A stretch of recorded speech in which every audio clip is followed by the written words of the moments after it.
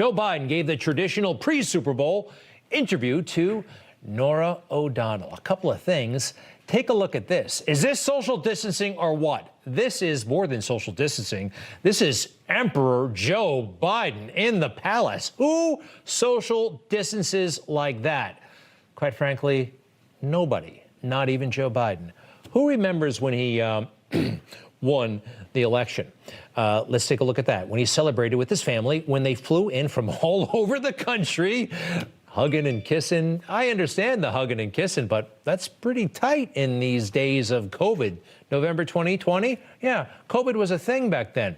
All right, back to the interview. Joe Biden has a lot on his plate, of course. COVID and these vaccines. Can he lean on the manufacturers to, get some more medication out there? Listen to the question, listen to the answer. You're President of the United States, Commander-in-Chief. Can you do something in terms of going to Moderna, going to Pfizer, saying we need more production? Yes, I think. Yes, I think. You didn't get the I'm in charge kind of feeling. Now, whether you like Donald Trump or you didn't like Donald Trump, guess what?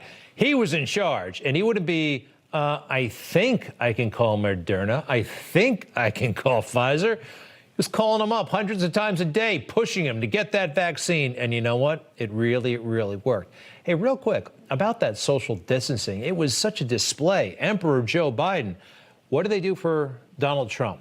Same network, 60 Minutes. That's pretty close, right? That's pretty intimate. And Leslie Stahl, senior correspondent over there at CBS, was anything if not the mask police, right? Going right up there. Anyway, this mask stuff is getting to me. I still wear a mask. We got to wear masks, but they're playing games with it, right? Right. So impeachment, I believe, begins tomorrow, or the trial. They already impeached President Trump.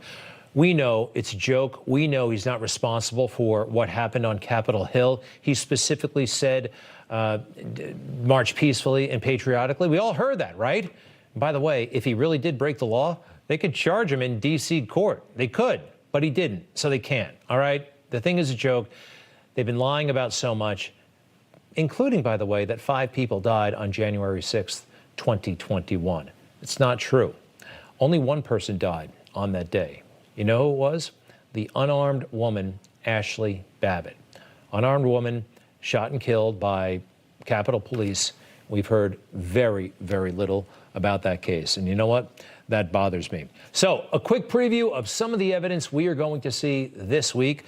First, let's start with some of what the Trump team will present, because figurative language, the president used it, and so do Democrats. When you're in the arena, you got to be ready to take a punch. You got to be ready to throw a punch. That's my call to action here. Please don't just come here today and then go home. Go to the Hill today.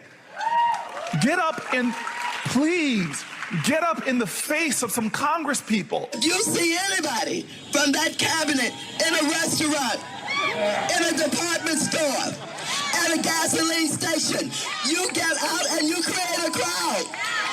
And you push back on them. And you tell them they're not welcome anymore, anywhere. We'll also fight him and challenge him in every way that we can, in the Congress, in the courts, and in the streets and protest. So some of those were specific calls to violence. And you know who else? Chuck Schumer, with his great big new job, huh? Chuck Schumer has done some of this.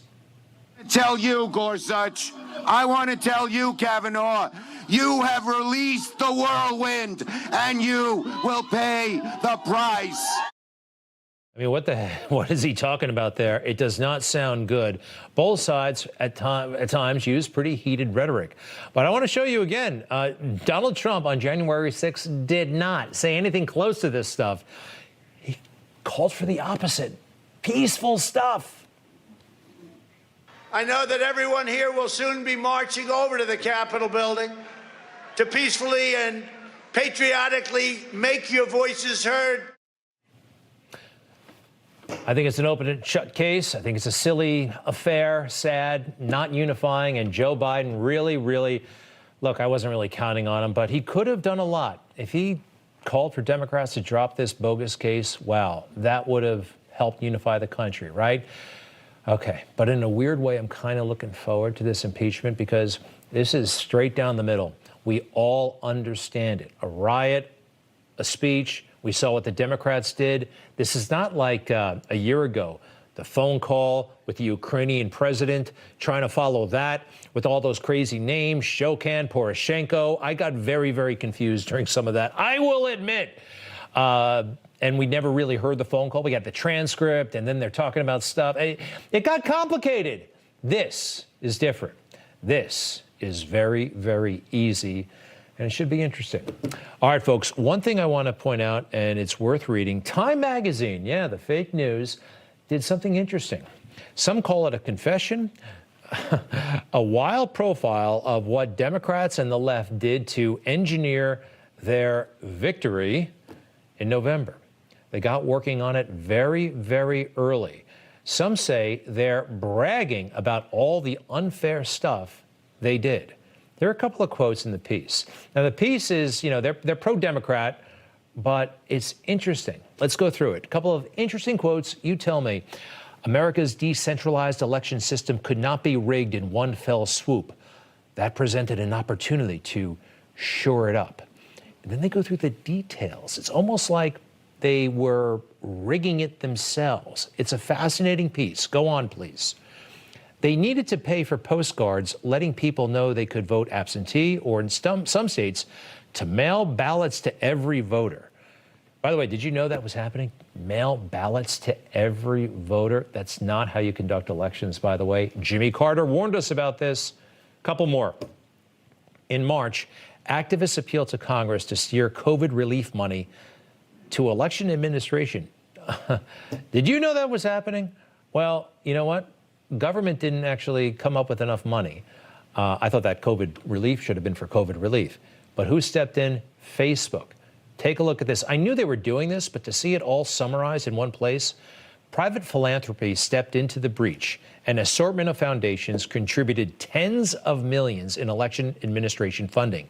The Chan Zuckerberg Initiative chipped in $300 million. That is a huge amount of money, of course. And we know that Zuckerberg was pulling for Democrats. Facebook clearly was doing that. All right, one more, please. Do we have?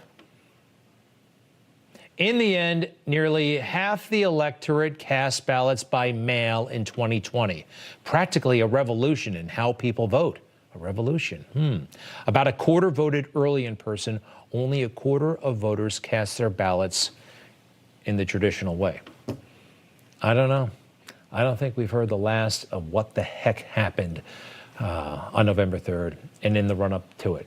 A lot of unfair stuff, a lot of strange stuff, and we have yet to have a full accounting.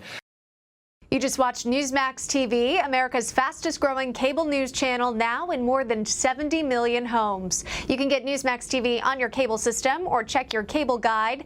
And if your system doesn't carry Newsmax, call them, tell them you want Newsmax TV, because we're real news for real people.